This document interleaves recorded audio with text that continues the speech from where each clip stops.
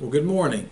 It's a beautiful winter morning here in West Virginia, and for a few minutes, I'd like to talk to everybody about our core values. Everything we talk about here this morning, it's not just about how it fits at Bear Heritage Federal Credit Union, but I'd like to think that all of us as individuals in our private life would take these to heart because it's really not something like a hat where okay, I'm going to put my core value hat on and then I want to take my core value hat off. I mean, I guess we can do that. We can try to play that game if we want to, but if it's not real to you 24/7, it probably is not going to be real to you here at Bear Heritage Federal Credit Union. So I just want to get that out of the way.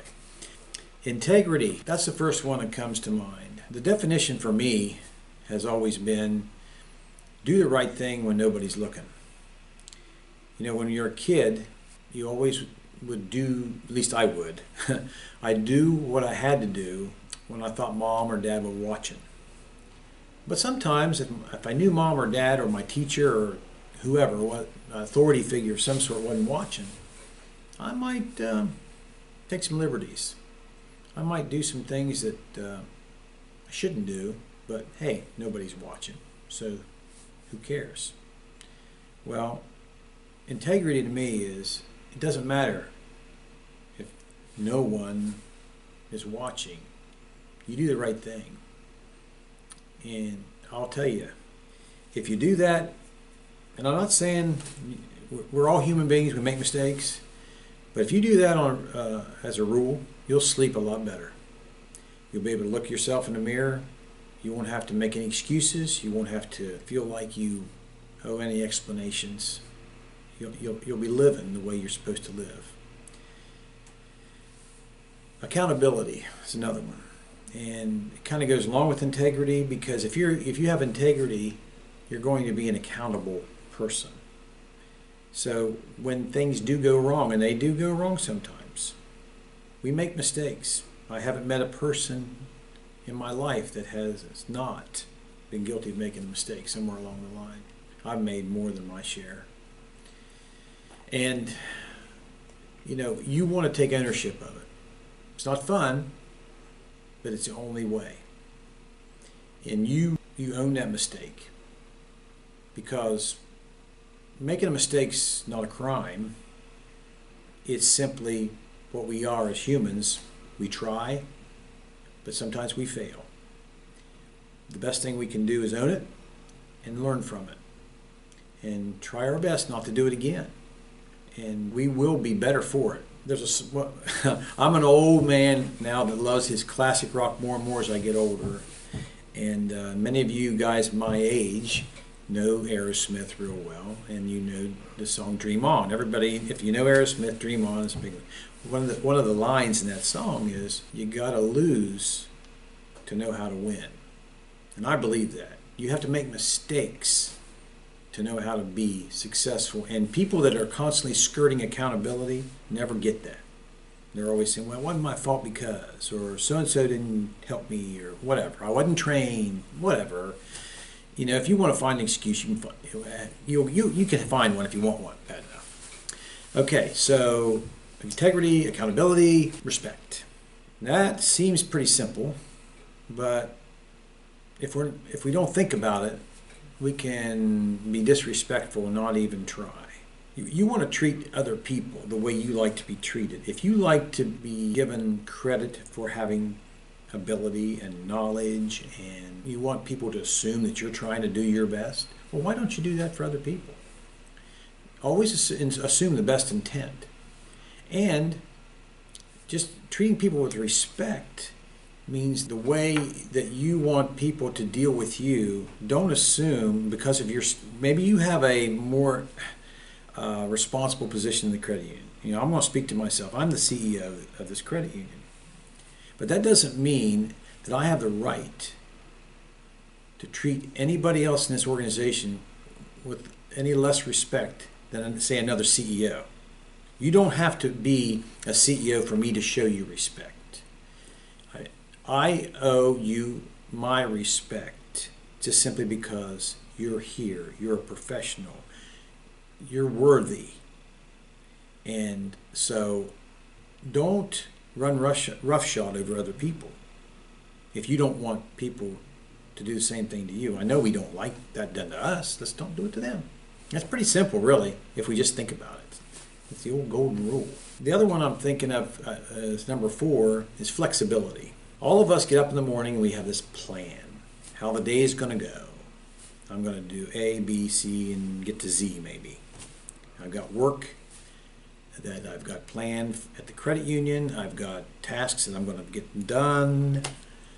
Everything's going to just go like clockwork, and guess what? As soon as you hit the door, somebody comes up to you with a problem or an emergency, or maybe you can't even get to work before something happens and throws you off kilter. We have to learn how to be flexible, how to deal with the issues when they come at us from left field. You know, I wish that I could have my life be in an order where everything just went perfectly, but it never has, and it never will. And I was a very immature, and I'm still an immature at times, where something throws me off and I'm just not, I don't recover real well. But I'm getting better at it, but it's taken me a long time. Those of you that are younger, I would encourage you, don't freak out when things don't go just the way you had it planned for the day. You're going to, as a CEO, as managers, as people that are responsible in your department, you have to learn how to be flexible. And there's going to be somebody called off. There's going to be something that a third party didn't do their part like they were supposed to, and now you got to explain it to the rest of the team and the membership and whatever. You know the drill.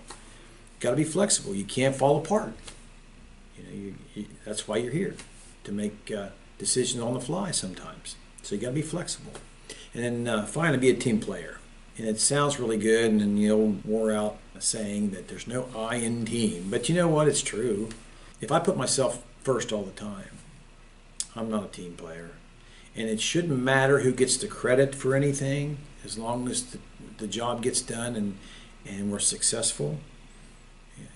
You see that in professional sports. It's more and more, sadly, that very talented individuals are more aware, and they feel like it's more important for them to protect their own individual statistics. How many times did you throw me the ball? How many times did I score?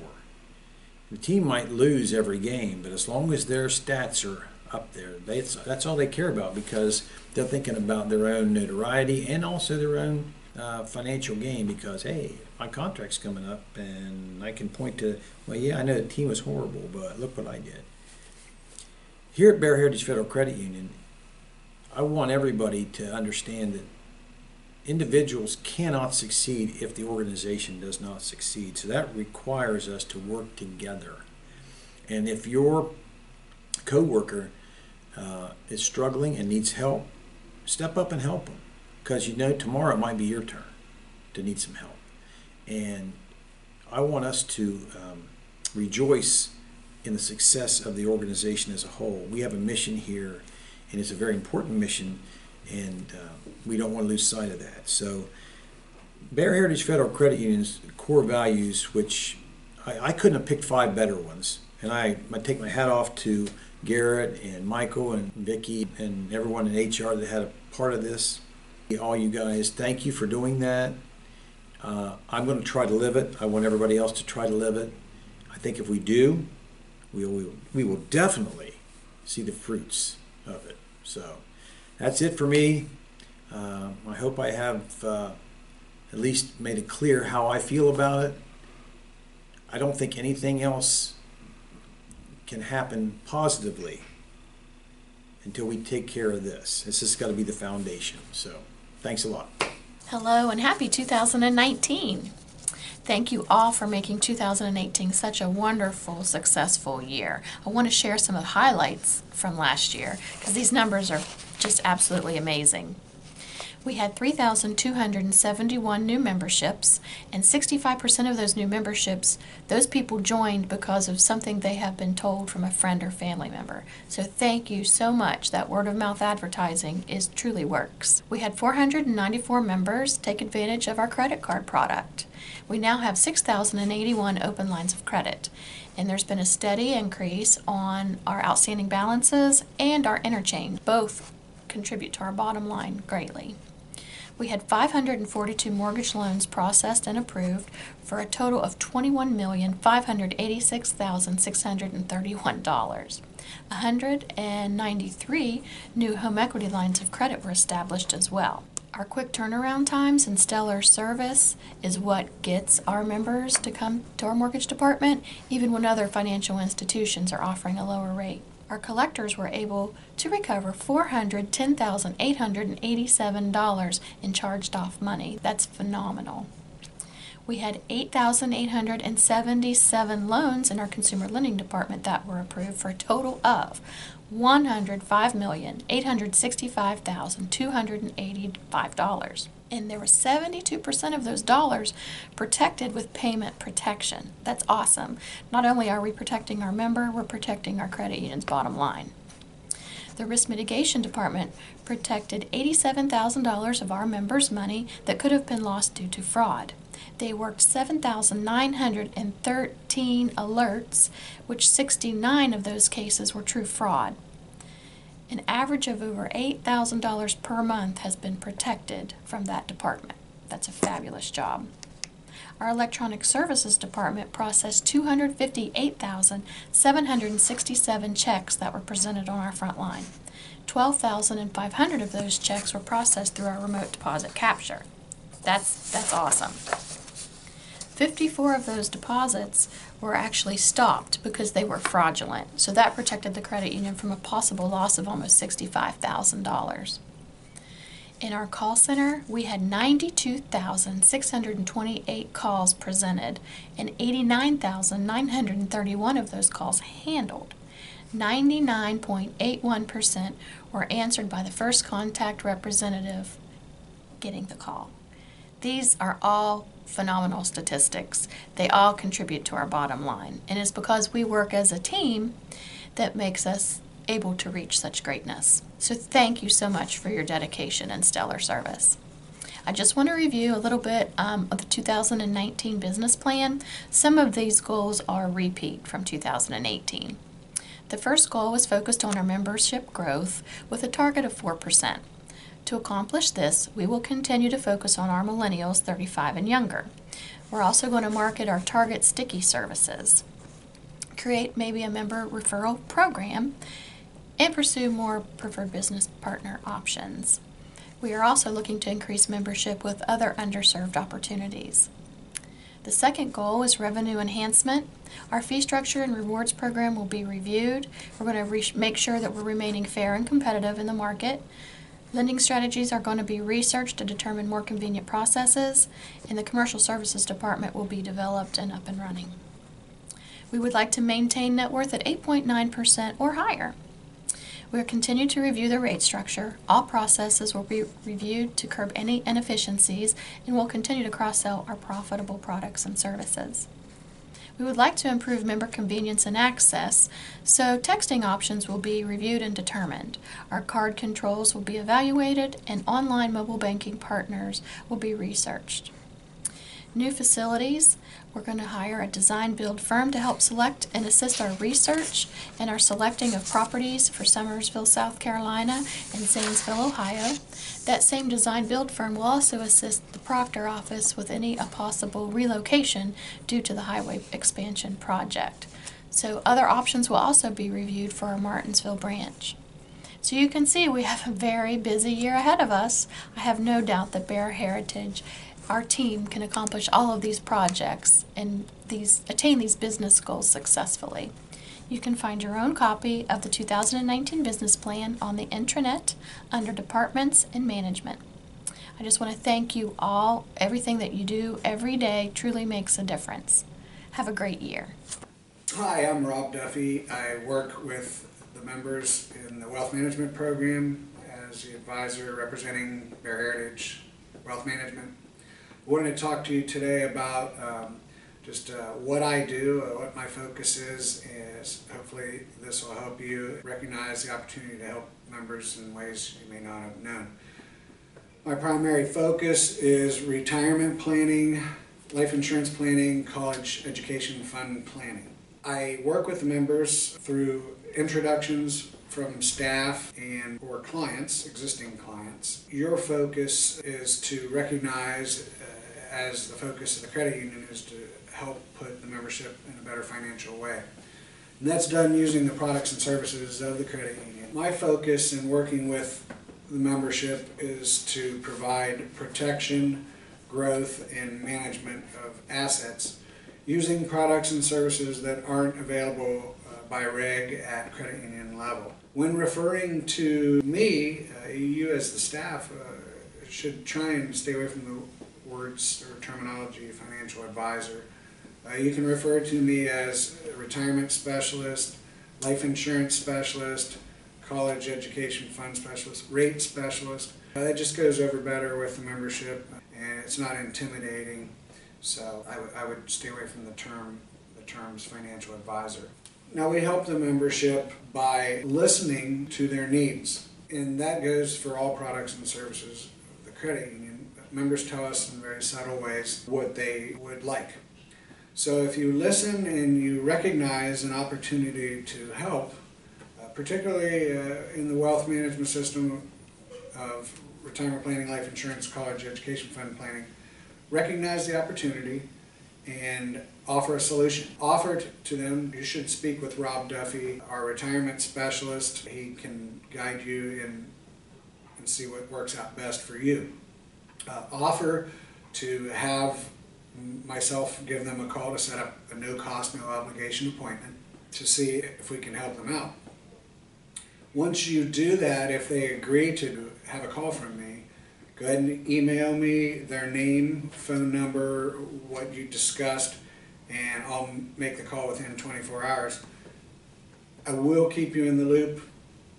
I will let you know if I made contact, and kind of so you'll know that your referral or your recommendation has gone through.